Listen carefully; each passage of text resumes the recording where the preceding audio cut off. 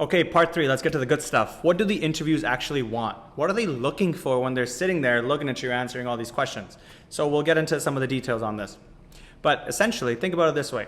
Everyone who's gone to your position to get an interview has met a certain academic standard and certain academic criteria. So they're all intelligent, they're all hardworking, they're all passionate, they all want to be in medicine. And that's the pool that you're in. So that's already been ruled, like that's already a standard. So that's not going to help you stand out in any way to the interviewers, if that makes sense. A lot of these applicants have several achievements. So the goal is to stand out from within this pool of highly motivated, highly intelligent individuals. And how do you actually do that? So we'll get into that. But before that, there is a good way and a bad way to stand out. I remember one of the interviews, there was a very overly confident applicant who, in the actual med school interview, asked one of my colleagues out to a coffee date. Now that's something you don't want to do. The person definitely stood out because we were talking about this guy for like several days after, and she was telling everyone about this guy who asked her out on a date.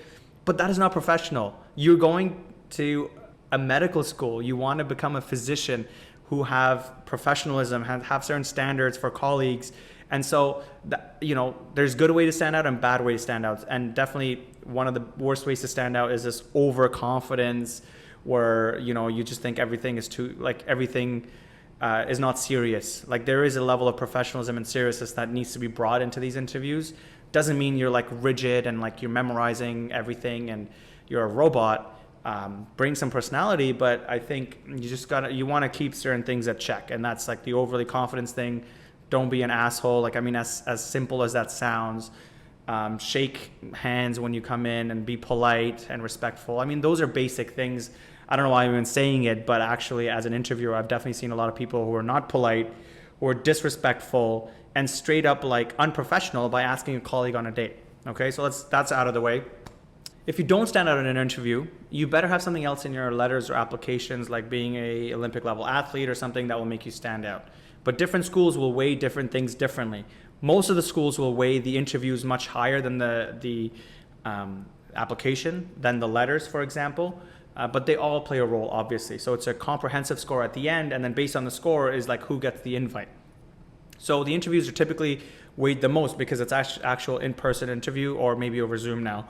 But that's probably the most strongest component of your total score that determines whether you get accepted or not. So the question then is, how do you actually stand out? And I'm going to recall the earlier approach thing, if you remember, is show but don't tell. So the point here is the way you can stand out to the interviewers is you don't want to tell them that you're intelligent, motivated, etc., because they already know that. They already know, they see a good GPA, good MCAT score, you're applying to med school.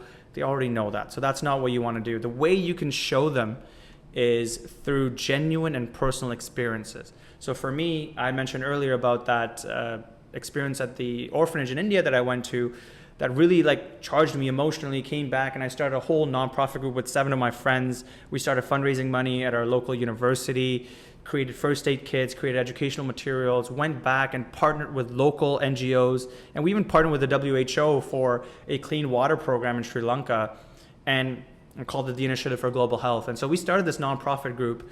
I was thankful to have people around me who were motivated, also wanted to get into med school. So we all worked together and it helped everyone. And I shared that experience of what that was like for me to create that, why I created it, because I saw that when I went to the orphanage, I asked them how much the couple running it, how much they got, because I paid $3,000 to be there. And so I thought a good chunk of them actually went to them. But when I asked the couple running it, they said they only got $300. So the whole like $2,700 was taken by the middle company. And so I hated that. And so that's why I created this organization. And so me sharing this genuine personal story that was meaningful to me and I did something about it showed so much more than I could have told them. So this is what you want to emphasize, okay? Number 2, if you have unique skills or other involvements that are unique to you, like share about it. Say certain things that have happened around it, whether you're like a painter or you do some sort of art, you've done some sort of varsity level sports, you've gone to like OFSA or whatever, coaching, it could be anything. But the point here is this shows your ability to commit to things. And that is just as important, probably one of the more important qualities we look for as an interviewer in the applicants. Are they able to commit to something? We've gotten applicants that have done 20 various different things, but all for a couple months. that doesn't mean anything to us, because you're like, well, this guy clearly can't make up his mind about what they want to do. And so that actually looks bad on your application and your interviews. If you're saying like, I've done 20 of these things. No, it's better if you've done 2 things that you really enjoy and like, and you did it for several years. I did Relay for Life. For those of you in Canada will know what that is. It's like a Relay for Cancer fundraising money. I did that for 8 years, ever since in high school, because I genuinely enjoyed fundraising the money, being part of the teams, seeing the cancer survivors. Like, I really genuinely enjoyed that. So, talk about some things that are unique to you, but that shows your ability to commit to things. Number 3, recall stories where you were the good guy, that you helped other people. And the key here is I want you to think about 2 or 3 stories and write them out in as much detail that you can remember. As much detail. And ask your friends, ask your family, it's like, oh, wait, do you remember this? Do you remember that? Get as much detail as you can. Be as specific. Because again, when you're showing the interviewers these stories, the more specific, the better. So that's number 3. Number 4, some people talk about like joking and trying to make it lighthearted. That's a little tricky, especially for med school interviews. If you're doing like residency and fellowship interviews, they're more personable. They're a smaller pool of applicants, so it is very more personal. And in those, like, I've definitely pulled some jokes. But for med school, I would caution against that. Unless you can sense the vibes and it's great, then sure, you can say something. But otherwise, for med school interviews, I would refrain from saying jokes in general. And lastly, probably one of the more important things of how to stand out is your confidence and your body language. Now, we know through science that 80 to 90% of our interpersonal communication is body language and nonverbal communication. So what I did personally is, when I was preparing for my one interview that I got, I actually went to my university and they were offering mock interviews. And so I did several of these sessions. I would sign up, get myself recorded. So I would go into a session where I would record how I'm answering in these mock interview settings. I would dress up and everything. And then they would send me the recording. I'd look at the recording. I was like, damn, this guy's like this guy being me. I was like, oh, he's slouching. Like, he doesn't even look confident in his answers. I was like this.